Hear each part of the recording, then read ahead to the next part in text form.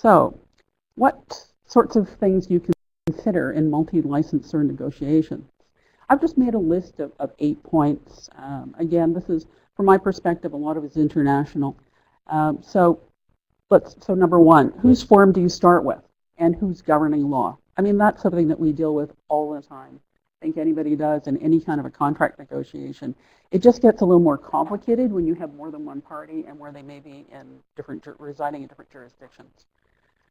Second is, how good a partner will they be? Do you know these people from any prior experience? Do you know anyone who knows them? It may inform your drafting to a certain extent.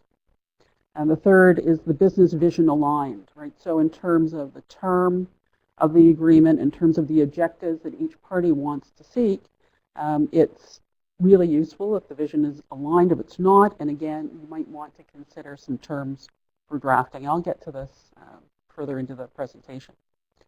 You might want to consider early termination or the ability to withdraw.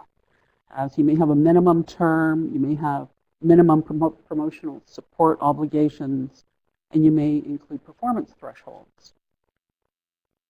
Fifth is fluency in each other's jargon.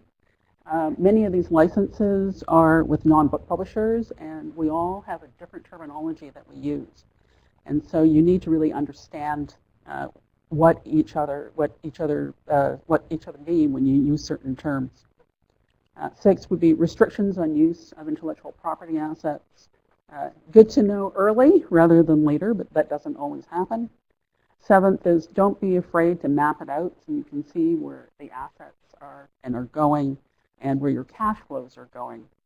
And last would be cultural issues. And so, you know, for example, we do business in India, we do business in Japan, very, very different places, very, very different cultural perspectives when it comes to negotiating and what the terms of an agreement are and what they mean and how enforceable they are.